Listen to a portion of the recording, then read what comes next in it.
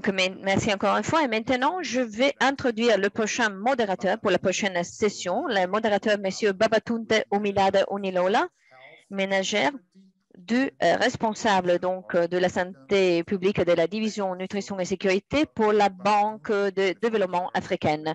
Monsieur Babatunde, vous avez la parole. Merci. Merci bien, Marcelo. Je suis très content d'être ici pour donner ma contribution et pour modérer cette session. Messieurs, dames, dans cette session, nous allons nous pencher sur le financement sur comment financer la protection sociale et l'extension de la protection sociale. Nous savons que c'est un défi majeur. À la Banque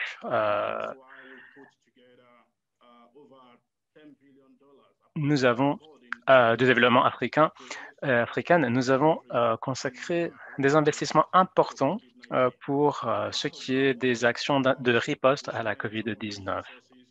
Et nous avons aussi consacrer une partie de ces ressources à la protection des personnes les plus vulnérables. Alors, bien sûr, qu'on s'est penché sur la question de comment étendre la protection sociale.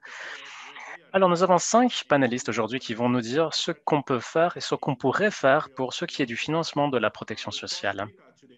La première intervenante est Madame Valérie Schmidt, la vice-directrice du département de la protection sociale de l'Organisation internationale du travail.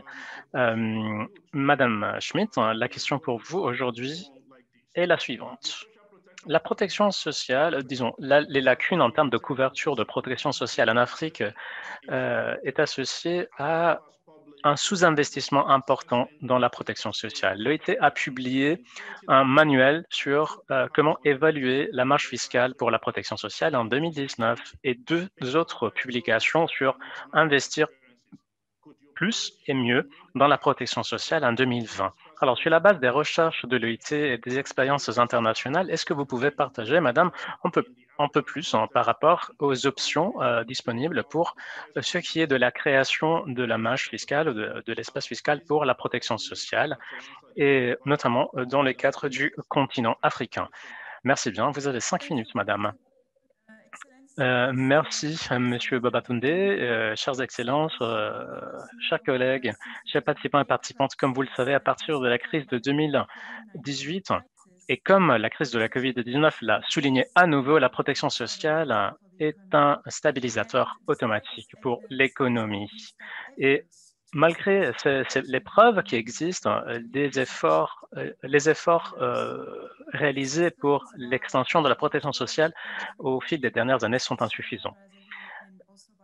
Comme Madame Shahrazadi et comme Madame Cynthia l'a souligné aussi, une personne sur 2 n'a pas d'accès à la protection sociale du tout. Et 80% ou peut-être plus de 80% de la population africaine est exclue de la protection sociale. L'une des raisons pour cette insuffisance de couverture est la persistance de l'informel, ce qui crée un cercle vicieux entre une protection sociale qui est inadéquate, des niveaux de productivité trop bas et des ressources fiscales qui sont absolument inappropriées et inadéquates. Mais il y a aussi un sous-investissement par les pays dans leur système de protection sociale. Sur la base d'une étude récente sur comment financer la protection sociale, aujourd'hui, les pays n'investissent que 1,6% de leur PIB dans la protection sociale. Ils doivent ajouter 8,2% de leur PIB pour arriver à avoir au moins une garantie de socle de protection sociale. Cela signifie que les pays africains doivent doubler et plus leurs investissements actuels dans la protection sociale. Nous avons 8 stratégies qui sont disponibles pour tous les pays pour mieux et plus et investir davantage dans la protection sociale. Ces 8 options sont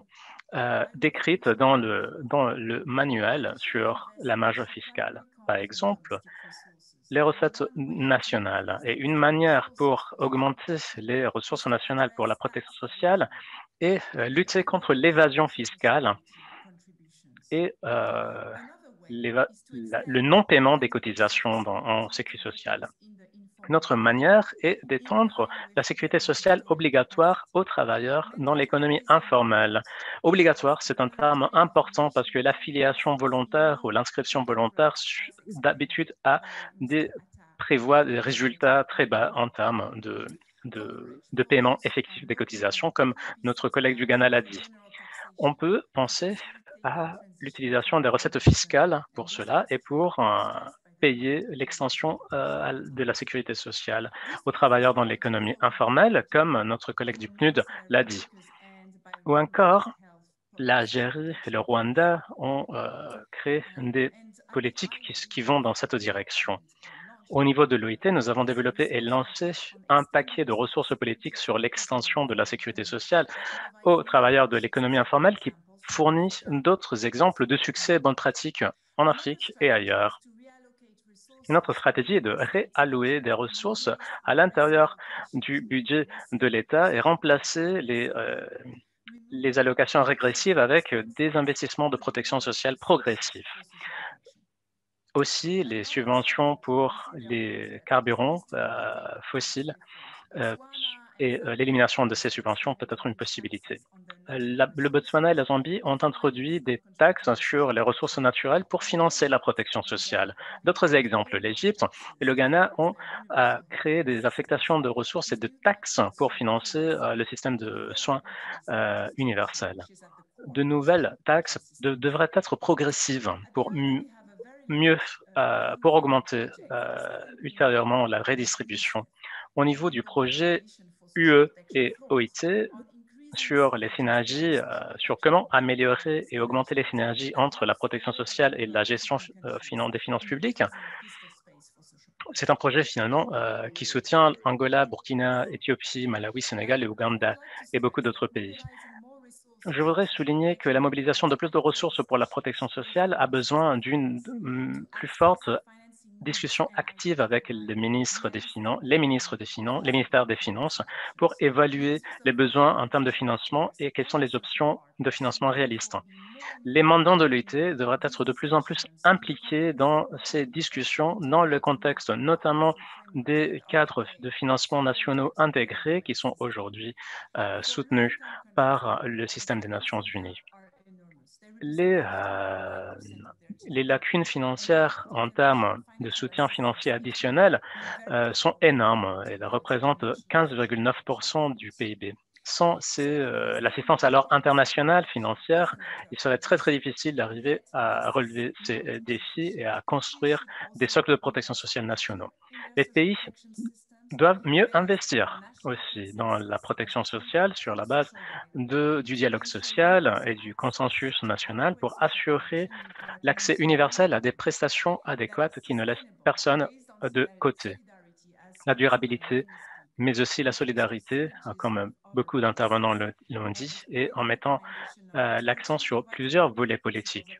La recommandation 202 fournit 19 principes guides qui peuvent être utiles pour les pays dans l'amélioration de leurs investissements dans la protection sociale. Alors, en mettant la solidarité en pratique, en mettant en œuvre la solidarité, la protection sociale peut créer un tissu social qui a été endommagé par la COVID-19 et investir davantage dans la protection sociale pourra nous aider à améliorer et à consolider une situation et à améliorer la situation. On vous invite à vous mettre en contact avec nous en la matière et sur les différentes possibilités de partenariat. Merci Valérie, vous avez un peu passé votre temps, mais j'ai été vraiment impressionné par ce que vous avez dit, notamment les 8 conseils, on pourrait dire, et stratégiques recommandés par l'OIT sur l'extension de la protection sociale en Afrique. Merci. Nous avons maintenant M. Fernando Brolo, qui est économiste senior auprès du Fonds monétaire international. La question pour vous, monsieur, est la suivante. Le Fonds monétaire international a fait des progrès dans la définition, dans le traitement des dépenses sociales au fil des dernières années et a développé en 2019 une stratégie pour l'engagement dans les dépenses sociales. Sur la base des estimations de l'OIT, la lacune de financement pour les 4 prestations principales de protection sociale, maternité, enfant, invalidité et vieillesse, et les soins, représente 8,5% du PIB. Est-ce que vous pouvez nous dire quelque chose par rapport aux options pertinentes et disponibles pour créer une majeure marge fiscale pour la protection sociale en Afrique et notamment dans ces temps de crise. Vous avez 5 minutes. Madame Fernanda Brolo. Alors, merci bien de m'avoir invité tout d'abord. Je suis désolé, je ne peux pas brancher ma caméra parce que je me suis rendu compte que la connexion n'était pas bien. Et alors, je reste sans vidéo. C'est un plaisir de participer à cet événement. Nous voulons que tout le monde puisse avoir accès à de bons salaires, de bons emplois, des bons soins de santé, une bonne éducation. C'est la base pour une croissance inclusive. Mais on est loin de là. Il faut créer les conditions pour y arriver sur la base des estimations du Fonds monétaire international. Réaliser les ODD dans les secteurs clés d'ici 2030 aura besoin d'une allocation de ressources importantes. 5 secteurs, les santé, le système routier, l'assainissement, l'eau et d'autres aussi. Alors, les estimations nous montrent que les pays devraient arriver à avoir 14,9% de dépenses de leur PIB supplémentaires si on veut réaliser ces pas en avant dans ces 5 secteurs. Les estimations ne incluent pas la protection sociale qui n'a quand même jamais été plus importante qu'aujourd'hui en considérant la récession globale causée par la pandémie. 150 millions d'emplois qui ont été perdus et plus de 90 millions de personnes qui sont entrées dans la pauvreté. Les systèmes de protection sociale ont le but de limiter les répercussions de la pauvreté, garantir la sécurité du revenu et l'extension des systèmes de protection sociale est fondamentale. Ces politiques jouent un rôle important pour alléger les impacts et pallier aux impacts négatifs de la COVID-19. Quand même, nous sommes face aux limitations des systèmes de protection sociale existants dans beaucoup de pays. Les infrastructures trop limitées pour identifier les ménages vulnérables, la distribution des prestations, des besoins en termes de financement importants. On a besoin d'efforts majeurs et une coordination et une collaboration sans précédent pour répondre à ces besoins. Le FMI a fait des efforts sans précédent pour améliorer la situation en en fournissant des mesures d'urgence. De nouveaux accords qui ont été élaborés et approuvés à partir de mars 2020 vont dans cette direction, la direction de l'extension de la protection sociale. Mais ces fonds se basent sur un principe macro. Quand quelque chose a la possibilité d'affecter la stabilité macroéconomique, on peut intervenir dans ce sens.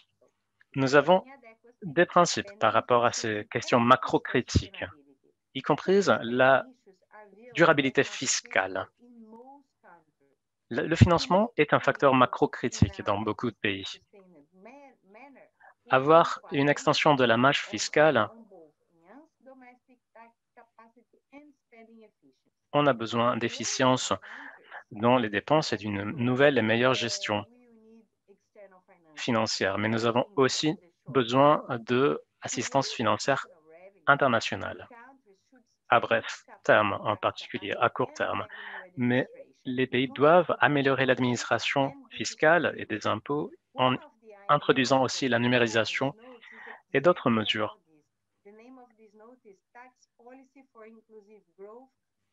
Les politiques fiscales pour une croissance inclusive après la pandémie. C'est une publication que je vais partager avec vous et mettre dans la chatbox pour, si vous voulez, plus de détails. C'est un document qui parle des pays en développement et qui affirme que les pays en développement doivent continuer à améliorer leurs capacités administratives pour mieux renforcer et relever les défis existants en termes d'impôts et fiscal et de situation fiscale.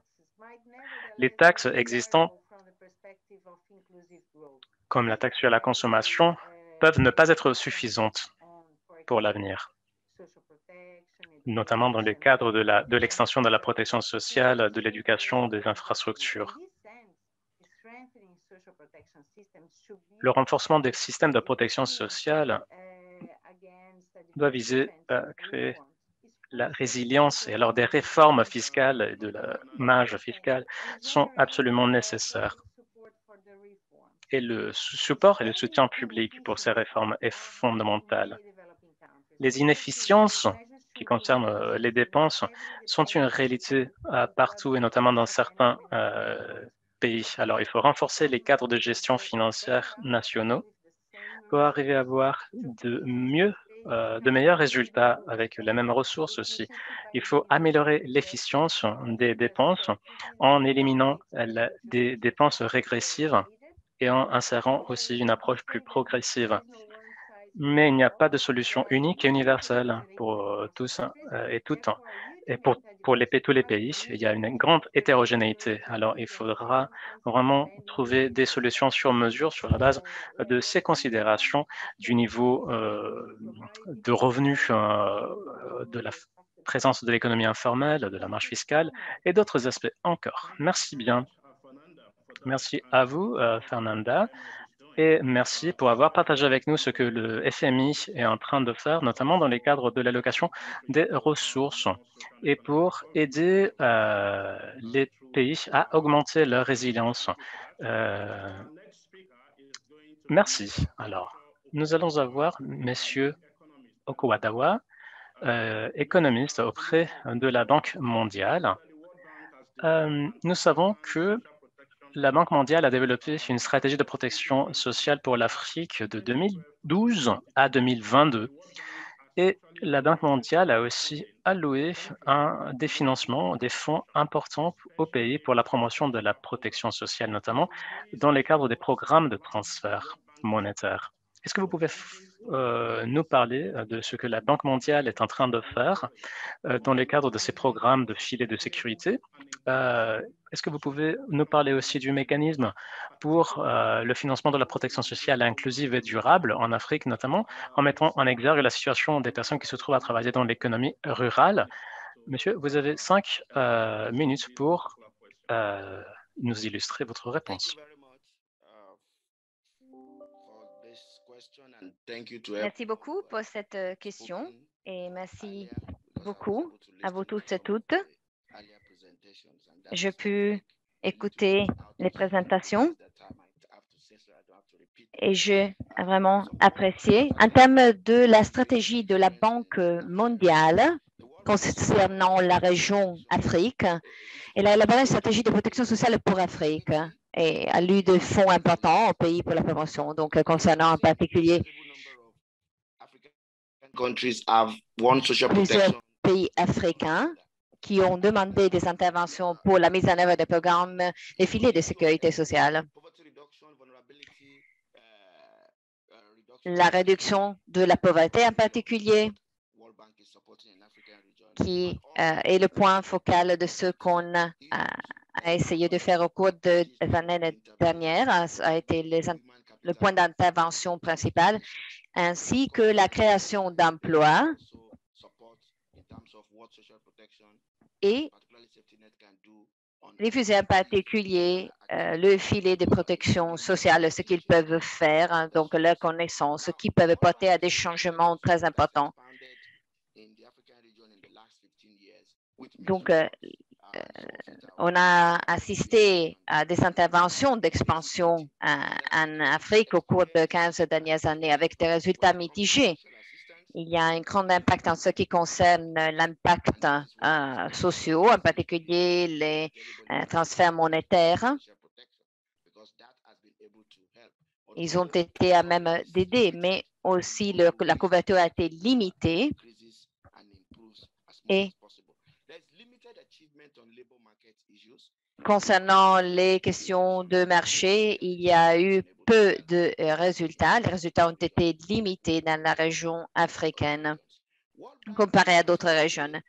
La Banque mondiale se concentre de plus en plus sur la protection sociale adaptive, donc le renforcement de la résilience du secteur informel, en particulier dans les zones urbaines et le renforcement de systèmes de protection sociale. Donc aussi pour construire des systèmes, parce que les systèmes de protection doivent considérer le cible, l'identification de pauvres, de vulnérables, qui sont très importants. Et voilà les secteurs sur lesquels se concentre la Banque mondiale. En parlant de financement de la Banque mondiale, au cours des 10 dernières années, pour la protection sociale, il y a eu des investissements importants, également cycliques. Avec la crise de 2009, on a vu une diminution d'investissement de banques sur la protection sociale. Et maintenant, on est en train d'assister à d'augmentation de la part du gouvernement et aussi de la Banque mondiale avec d'autres partenaires pour la protection sociale. Lorsque on regarde le gouvernement directement, on peut parler de 5-6%, mais on peut dire qu'il y a 1,5 en moyenne de produit intérieur brut dédié au filet de sécurité sociale. Malawi, Rwanda, un peu plus que 1%, pays comme Ghana, Tanzanie sont plus que ça, mais ils sont des chiffres historiquement limités comparés à d'autres secteurs comme l'éducation ou bien la construction. On a discuté à propos de ces investissements sur une base quotidienne sur comment on peut augmenter, développer la contribution et les investissements pour le secteur de la sécurité sociale. On est en train de regarder aux solutions pour rendre un système de contribution durable, faisable. Gérer la politique fiscale d'une façon meilleure et dépendre mieux, c'est-à-dire regarder à une efficacité meilleure dans la protection sociale, l'un des secteurs qu'on a discuté avec plusieurs pays, et comment les économies peuvent façonner la protection sociale liée au système de suivi qui peuvent créer plus de visibilité pour la protection sociale, pour les projets gouvernementaux. Nous savons qu'il est très difficile pour plusieurs pays d'établir des lignes d'investissement pour la protection sociale parce qu'elle est gérée par des différents ministères, par différents niveaux dans les différents pays.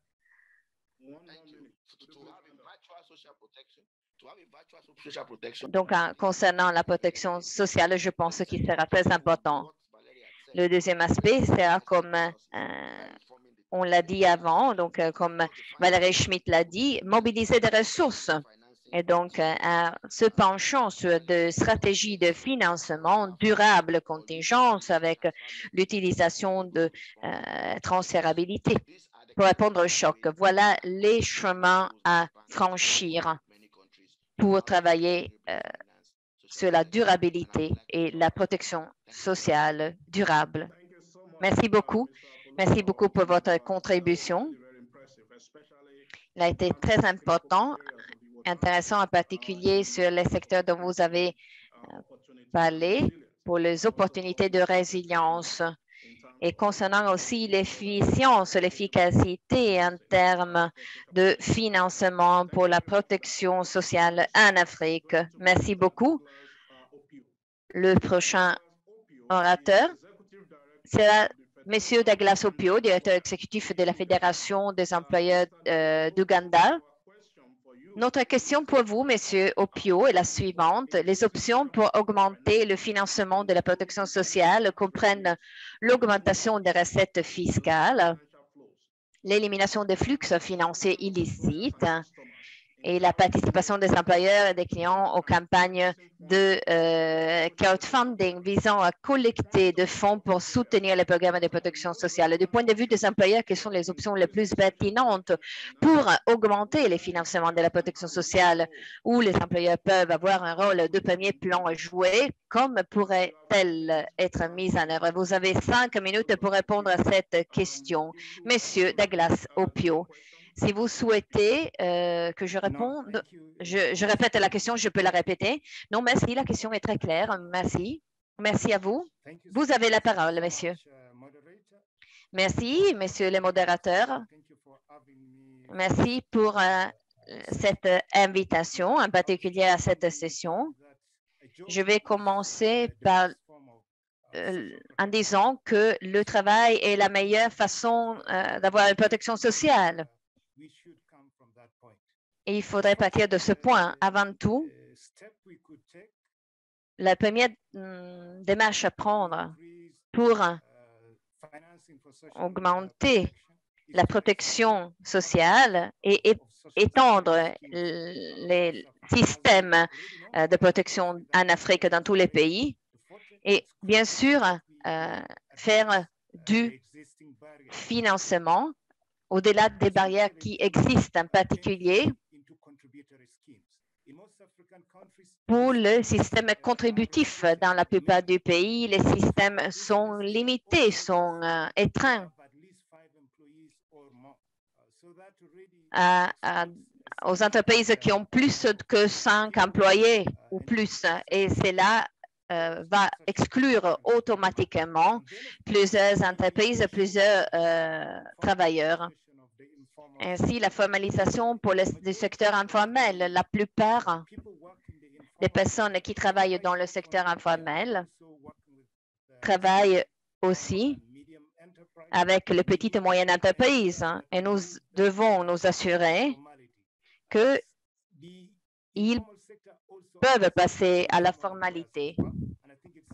L'informalité engage aussi les employeurs et il faut porter à la formalité de manière à pouvoir contribuer à des systèmes plus stables en créant un environnement positif pour la création de ces systèmes de protection.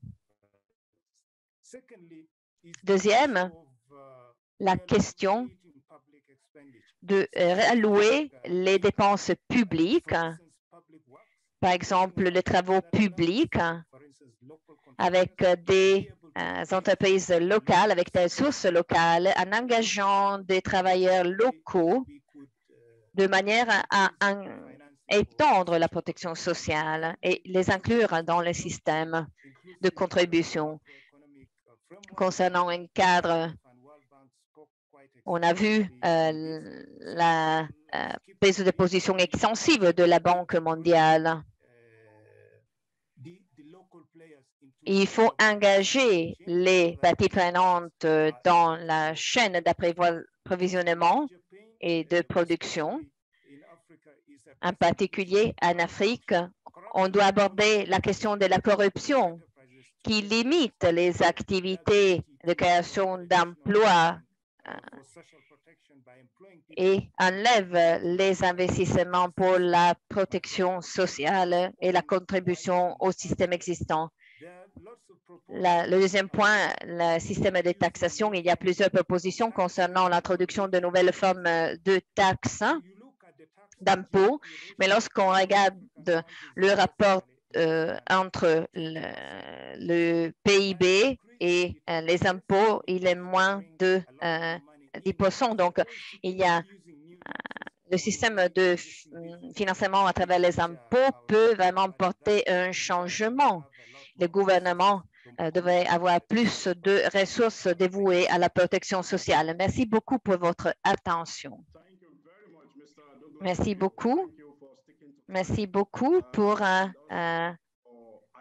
rester dans le temps à disposition, surtout du point de vue des employeurs. En ce qui concerne la formalisation du secteur informel, On va continuer avec le prochain orateur, Monsieur Kabowena Otto, directeur de recherche de la Confédération de syndicats du Ghana.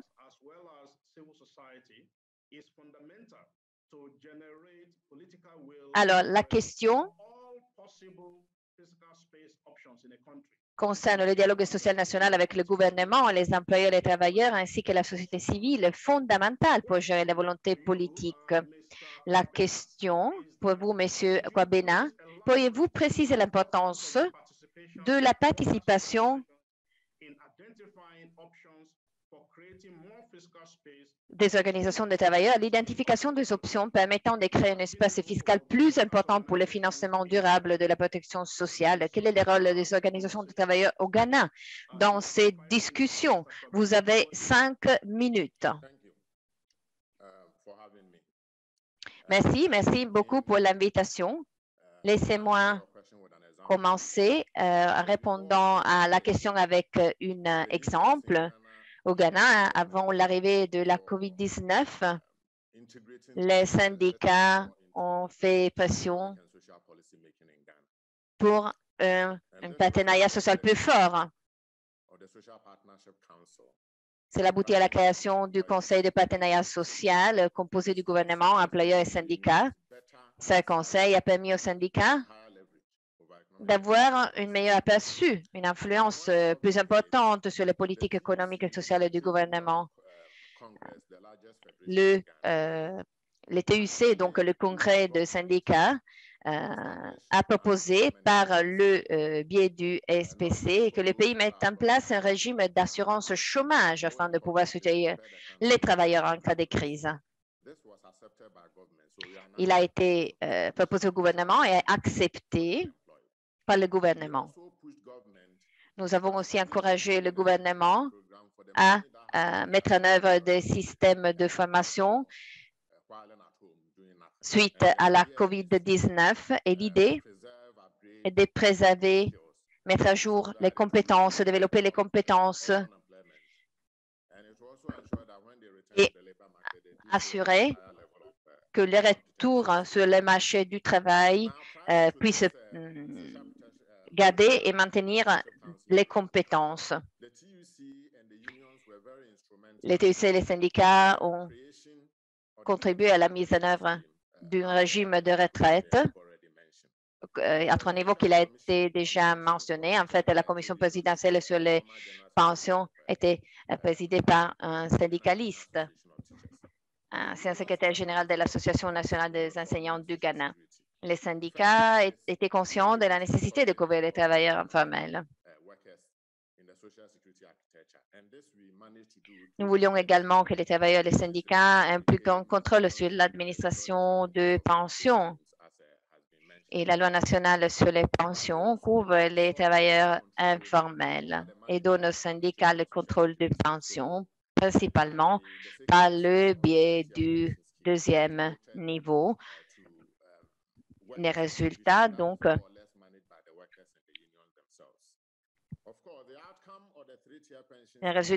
du système de retraite à 3 niveaux s'avérait différent de ce qui avait été envisagé. Donc, les travailleurs pour la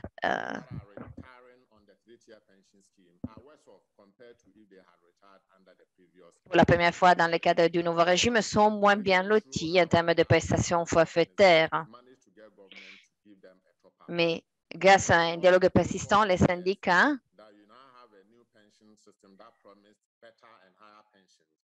ont réussi à obtenir du gouvernement qui complète les pensions de retraite afin qu'aucun travailleur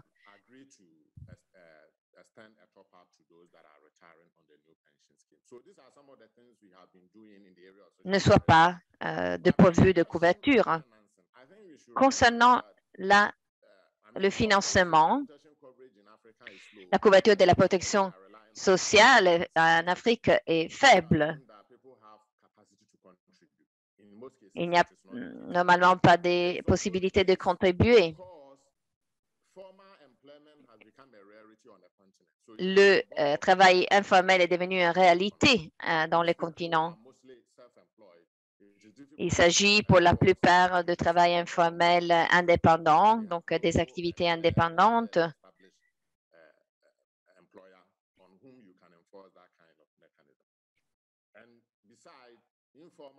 À côté de cela, les travailleurs informels n'ont pas ont de faibles revenus et n'ont pas la capacité d'épargner ou de cotiser. Pour atteindre donc la couverture aux travailleurs de l'économie informelle, il faudra passer à une assurance sociale contributive, à des régimes non contributifs financés par les recettes générales. Je vais être clair, donc la question du financement consiste à taxer un peu plus que ce que nous faisons actuellement.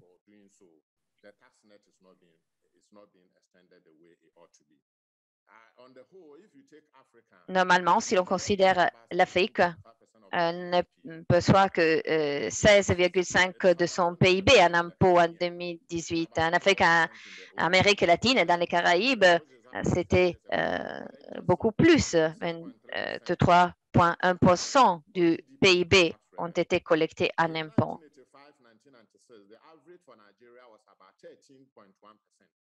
Le moyen pour le Nigeria était 7,3. Donc, il faut considérer les impôts de façon très sérieusement considérer l'importance du système des impôts, des taxations. Une minute qui vous reste, monsieur. Bien sûr, et nous actons des secteurs croissants et rentables, en particulier en ce qui concerne l'Afrique de l'Est. Notre proposition, je pense qu'il faut continuer à appliquer, en particulier taxer les secteurs croissants et plus rentables de l'économie. Par exemple, au cours de la COVID, on a essayé de protéger le travailleur en imposant moins des donc, le Nigeria a imposé une taxe de $2 sur chaque baril de pétrole foré sur son sol, même pour le Zambie et Botswana. Cela, on pourrait faire parce qu'il s'agit des activités les plus rentables auxquelles on pourrait imposer un système de taxation. Et alors, je pense que ces secteurs engage aussi des investisseurs internationaux, étrangers. Donc, il faut vraiment regarder et trouver des accords avec le ministère des Finances, de recommandations qui n'ont pas fonctionné. Et enfin, aborder la question l'exemption de taxes. Ghana a promis de réduire ses privilèges fiscaux,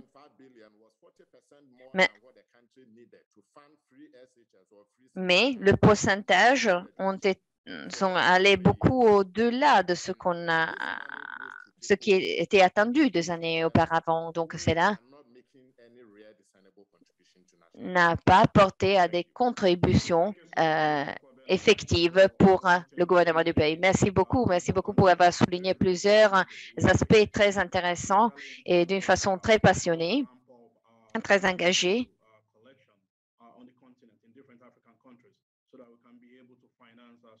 Merci beaucoup pour avoir observé ce point. Maintenant, on va passer à la session plénière. Et plusieurs participants ont plusieurs questions pour nos panélistes. For each of our panelists. And I want you to really go straight to the answers. Et je vous invite aussi à répondre rapidement. Je vais poser des questions et on va y répondre rapidement. Ma première question vient de Sheldon Tekken. Et c'est une question pour Valérie Beité.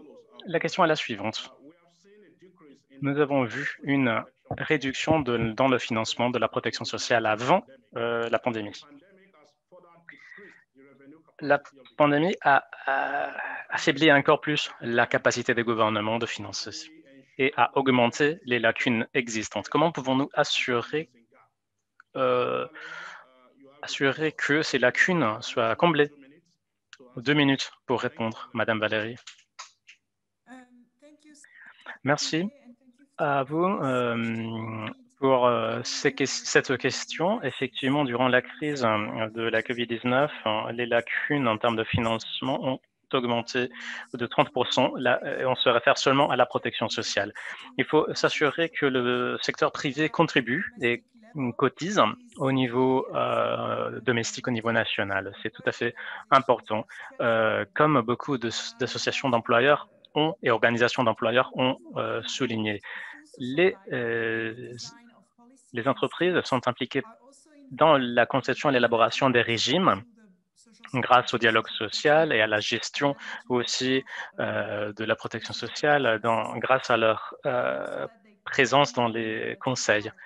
Alors, ils participent à la gouvernance de la protection sociale. Alors, ils doivent remplir ces obligations, y compris le financement de la protection sociale et de la sécurité sociale sur la base de la solidarité au travers des cotisations et des taxes et des impôts. Alors là, ce sont les principales manières pour assurer que le secteur privé soit encore plus impliqué et engagé et puisse contribuer à la protection sociale et au socle aussi. La prochaine question est pour notre collègue du FMI, Fernanda. Une question qui concerne la couverture. Alors, la couverture est très basse au niveau africain, mais comme vous l'avez dit, mais il y a aussi le challenge de l'optimisation de l'existant. Il y a des efforts sur le terrain qui vont dans cette direction. Comment pouvons-nous relever les défis de la coordination des efforts existants? Et comment pouvons-nous assurer le suivi et le contrôle? Alors, comment pouvons-nous relever les défis qui concernent la coordination des efforts existants, le contrôle et le suivi et l'évaluation? 2 minutes max, Madame Fernanda.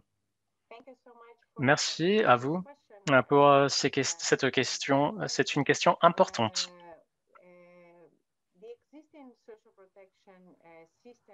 Les systèmes de protection sociale existants doivent être pris en considération de près et considérer quels sont les aspects positifs de cela. Bien sûr, il faut considérer au cas par cas les différentes situations, mais je peux dire que les pays devraient profiter de la possibilité d'améliorer les programmes les plus efficaces, efficients, pour ce qui est de joindre les ménages dans le secteur informel, notamment en Afrique. L'informel est un défi majeur. Pour le faire, les pays doivent améliorer leurs compétences et développer leurs capacités et compétences et mettre beaucoup d'efforts dans cela, dans l'amélioration de leurs capacités pour joindre ces ménages. Afin de le faire,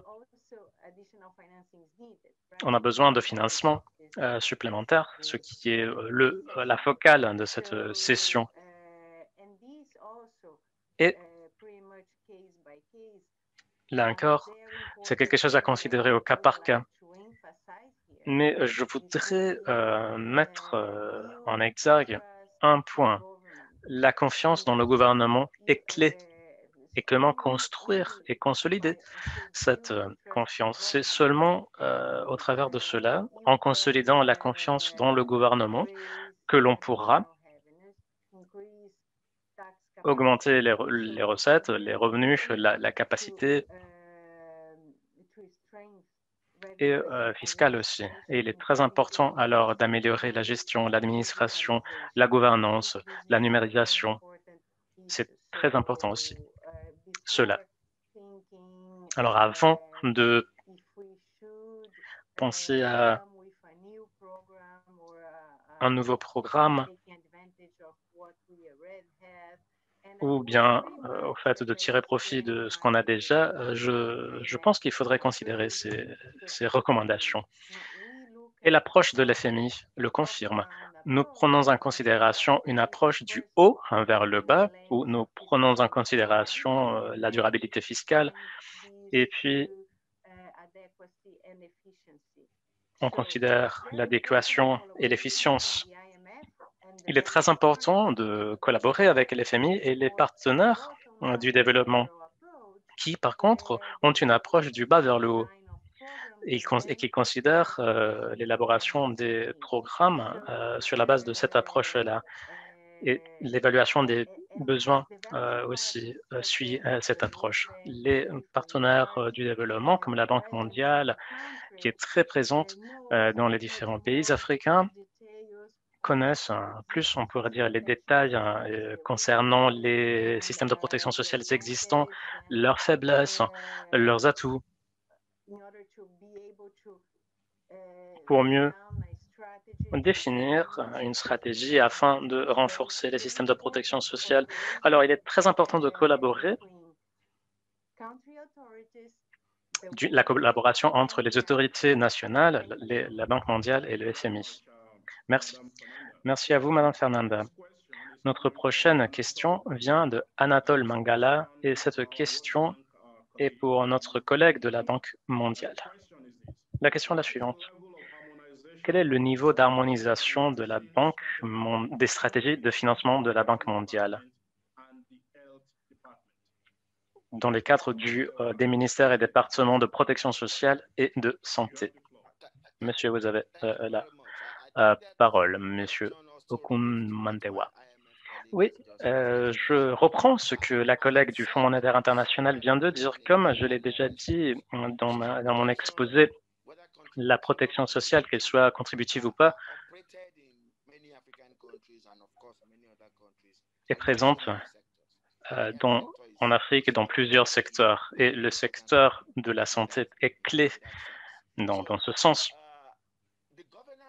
Alors, la gouvernance des systèmes de protection sociale est quelque chose que la Banque mondiale a pris en considération attentivement dans beaucoup de pays pour améliorer la gestion des dépenses.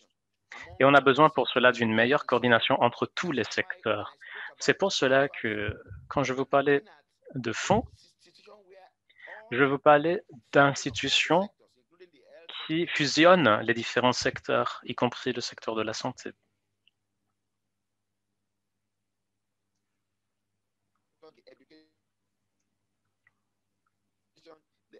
Mais d'autres secteurs aussi, l'éducation, l'agriculture, les affaires des femmes. And therefore, what grants and looking at every other thing that is focused on the poor and vulnerable will be a key. La focale sur les pauvres et vulnérables, de cette manière intersectorielle, sera clé. On vous a perdu, monsieur. La connexion n'était pas bonne. Je pense que c'est un problème de connexion. Alors, je pense qu'on peut continuer et procéder. Quand vous revenez, peut-être on vous donnera la parole pour terminer votre point. Alors, je passe à la prochaine question très rapidement. Notre représentant pour des travailleurs, c'est une question pour vous, monsieur Douglas. La volonté politique pour plus d'investissement dans la protection sociale et pour l'extension de la marge fiscale. Qu'est-ce qu'on peut faire? Quelle est la marche à suivre dans ce sens? Vous avez 2 minutes. Merci. Merci bien. Je viens du côté des employeurs, non pas des travailleurs. Merci. La volonté politique. Alors, la protection sociale en soi est un choix politique, c'est la bonne chose à faire si on veut le soutien du peuple, la protection sociale et la marche à suivre. Mais la volonté politique peut être aussi gérée d'un point de vue d'investissement. Dans beaucoup de pays africains, il y a beaucoup d'investissements dans l'infrastructure, mais cet investissement dans l'infrastructure souvent cible les grandes entreprises et n'a pas de focale, comme je le disais auparavant, sur l'impact socio-économique. Alors, quand le gouvernement réadresse une partie de ces grands investissements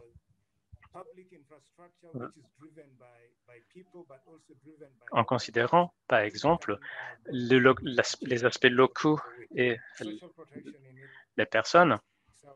C'est déjà une marche, une marche à suivre, mais déjà la protection sociale est en soi un choix politique parce que cela génère le soutien populaire. Merci, Monsieur Opio. Nous avons Monsieur Kumadawa est revenu. Oui, je suis revenu. Si vous me confirmez que vous m'entendez. Oui, on vous entend, monsieur. Alors, vous pouvez conclure, s'il vous plaît, vos derniers points. Alors, le point que j'étais en train de compléter, en fait, avant d'être coupé par l'Internet, est le suivant. C'est sûr que le budget du secteur de la santé doit se concentrer sur les pauvres et les vulnérables, et cela doit être un élément clé d'un fonds de protection sociale dans tout pays pour assurer l'intégration. C'est ça la conclusion de ce que je vous disais. Mais bien sûr, il y a d'autres secteurs à prendre en considération et qui doivent être impliqués dans ce fonds social virtueux. Merci, Monsieur Foluzo Okumandawa. Et dernièrement, mais non pas moins important, Monsieur Kwabena, vous avez parlé de façon très claire sur les recettes et les politiques fiscales. Par rapport à ces dernières, ces politiques fiscales dans votre pays ou ailleurs, à ça s'adresse la question.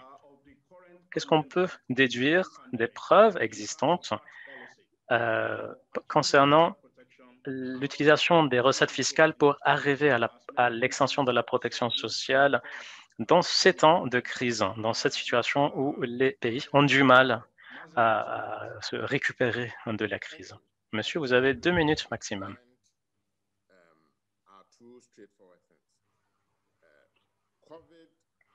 Tout d'abord, la COVID a mis en exergue l'importance des dépenses en protection sociale. On s'est rendu compte de l'importance de bien gérer les dépenses pour les pauvres et les vulnérables. Deuxièmement, les pays n'arrivent pas à payer actuellement pour cela, pour le faire, parce qu'on n'a pas créé assez de marge fiscale, notamment en Afrique, parce que c'était la situation qui était déjà préexistante. La COVID n'a qu'empiré la situation. À mon avis, nous avons adressé les mauvaises personnes, les personnes qui créent l'argent, qui génère le revenu, ou les transferts.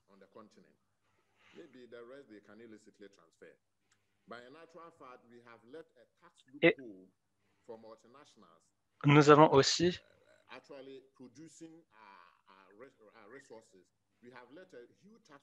oublié d'autres personnes qui doivent être impliquées. Alors, on a fait référence à certains secteurs, par exemple le secteur minéraire, le pétrole. On a créé des exemptions fiscales, c'est les secteurs les plus générateurs de revenus, et à exporter. Et alors, c'est quelque chose qui doit être mieux pris en considération. D'abord ça, et encore l'élimination de la corruption, parce que cela aussi est important. On veut mieux utiliser l'argent qu'on cotise, mais il faut garantir qu'il n'y ait pas de corruption. Et encore, quand je parlais d'un forfait, par exemple, sur des produits du secteur minéraire, là, par exemple, on pourrait adresser ces recettes pour la protection sociale et pour notamment aider les personnes de l'économie informelle. C'est quelque chose qu'on ne peut pas faire en utilisant, on peut faire aussi en utilisant d'autres recettes, mais on pourrait créer des recettes ad hoc pour cela. C'est quelque chose que nous pouvons faire. Bien sûr, il y a aussi le côté de cotisation volontaire par le secteur informel, mais il faut considérer que les personnes qui génèrent du revenu peuvent être mieux, leurs, disons, cotisations peuvent être mieux gérées. Et c'est tout de ma part. Merci. Alors, je voudrais maintenant remercier tous les panélistes qui ont été très clairs dans l'identification un peu de la marche à suivre, du chemin à suivre pour le continent africain, notamment si on veut arriver à passer du pourcentage actuel à 40% de couverture à présent, à l'avenir, pardon. Mais nous devons mettre l'accent encore plus sur la mobilisation des recettes nationales, la collecte des impôts dans les différents pays, la non-corruption, les opportunités, l'égalité aussi. Un autre point important concerne la focale à mettre sur le secteur informel. Nous pouvons agir à travers de la formalisation du secteur formel. Nous pouvons mettre en place des régimes contributifs et non contributifs pour le faire. Alors, messieurs, dames, je vous remercie vraiment beaucoup pour votre contribution